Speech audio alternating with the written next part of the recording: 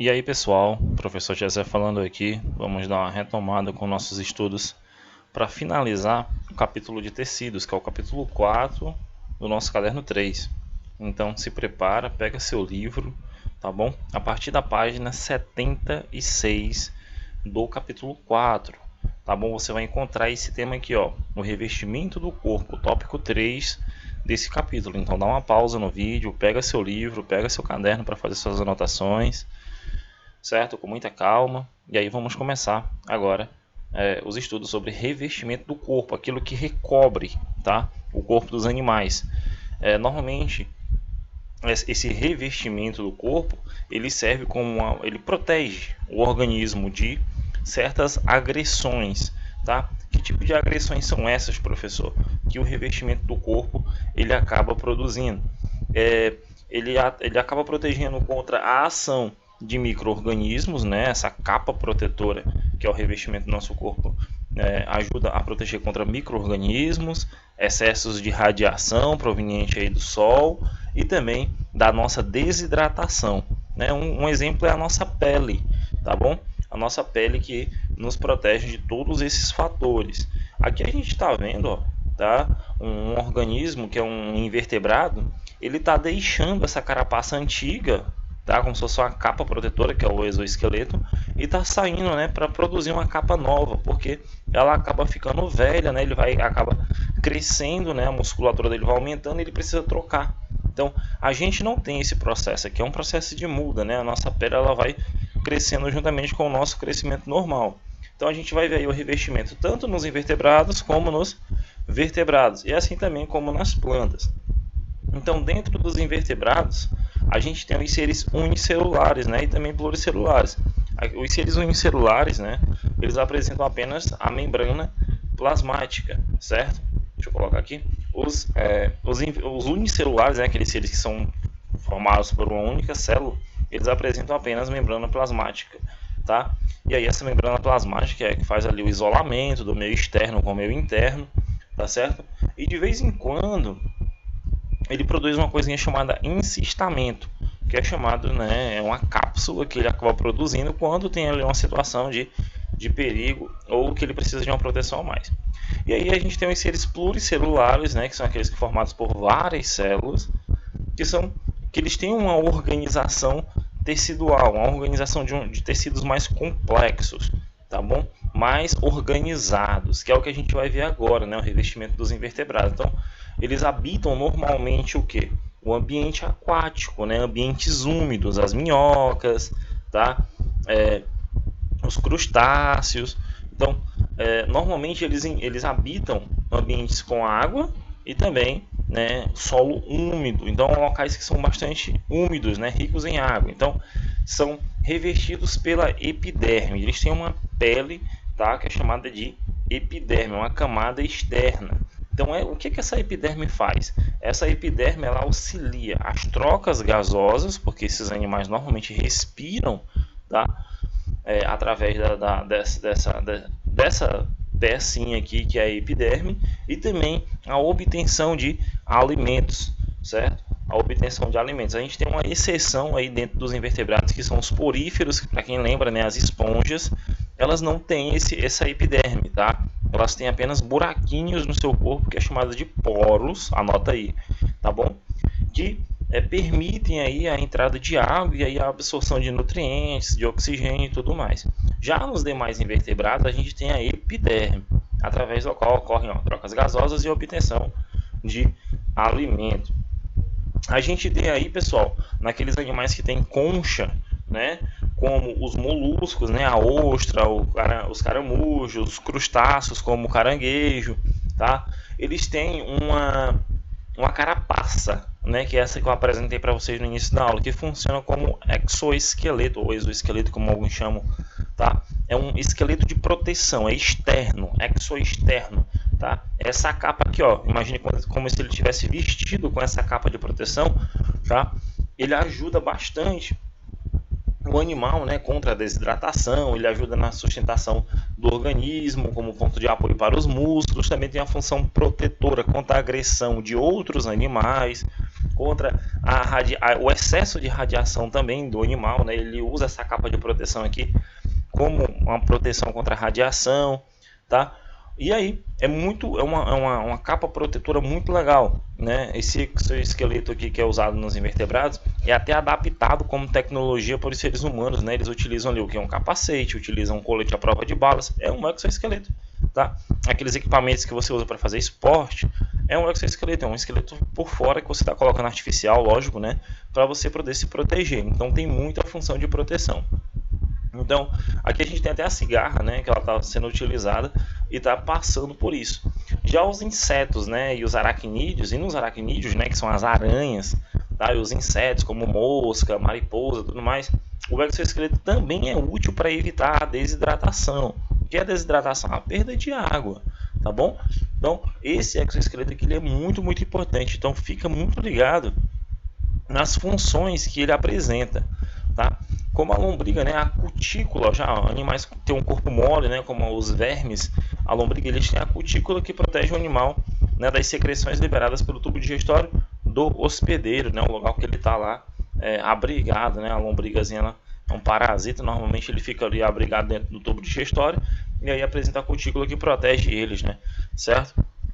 E aí, pessoal, a gente tem aqui uma imagem, né, da pele, tá? Que já é o revestimento dos vertebrados. Aqui a gente tem um pedaço do tecido, tá bom? Do tecido dos vertebrados.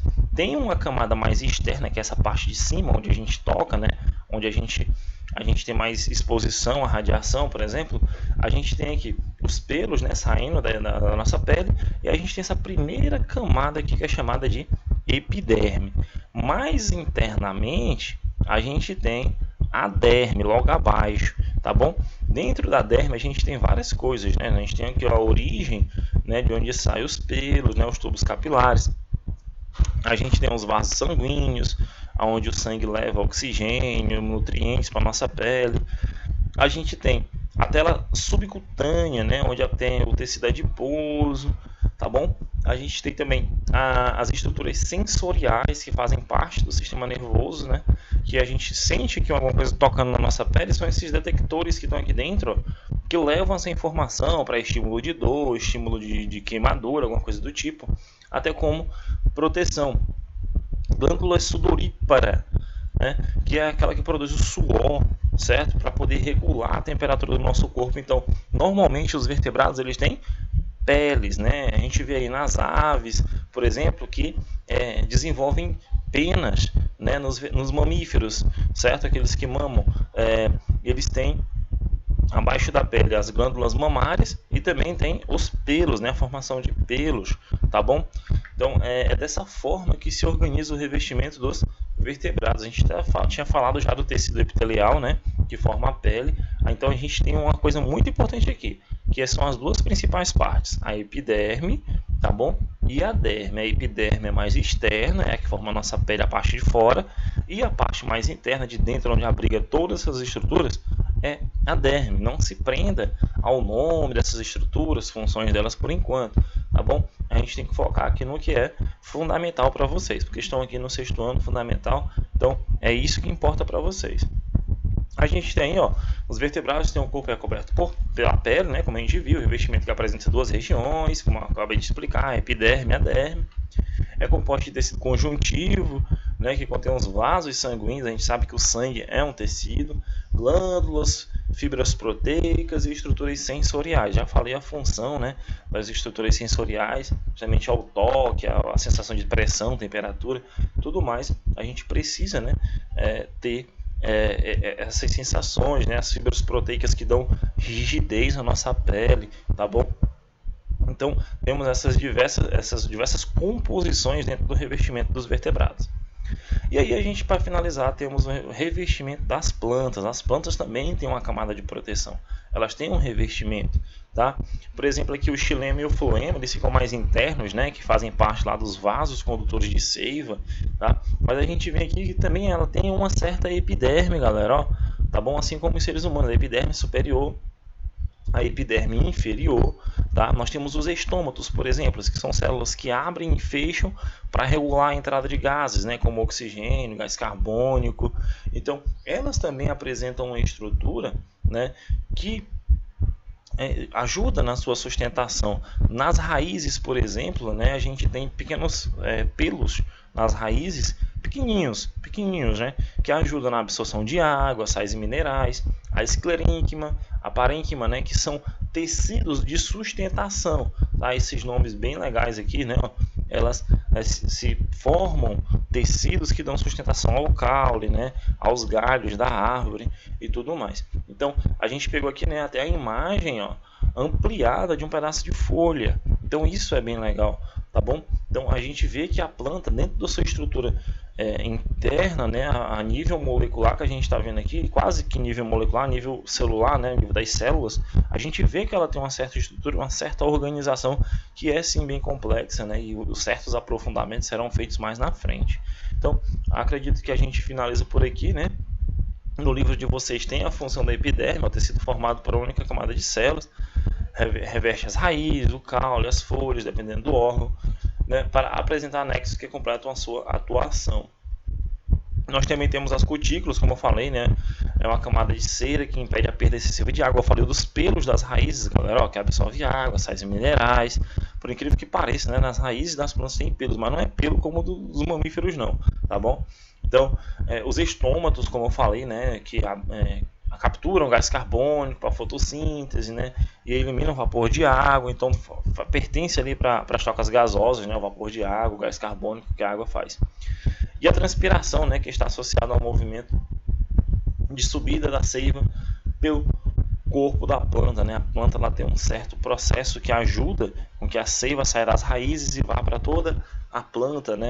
Do meio mais concentrado para o meio menos concentrado, coisas que a gente vai ver mais na frente, tá? Então, a planta ela é muito inteligente, a planta ela tem um sistema muito avançado, tá? Às vezes a gente pensa que não tem, mas ela tem todas as estruturas necessárias para um bom desenvolvimento, para resistência, para ambientes mais difíceis de sobrevivência, né? Solos mais pobres e tudo mais. A planta sempre dá um jeito, ela sempre tem as estruturas que ajudam e auxiliam nessas partes, tá bom? Então a gente fica por aqui, tá? A gente fica por aqui com o revestimento das plantas. A gente viu o revestimento nos vertebrados e invertebrados. A gente viu que os vertebrados possuem pele, já os invertebrados possuem aí o exoesqueleto, possuem cutícula, né, possui epiderme, certo? Então faz uma revisão geral dessa parte, tá? Porque é bem legal falar de revestimento do corpo, revestimento dos invertebrados, dos vertebrados, invertebrados e plantas. Então a gente fica por aqui e até a próxima aula.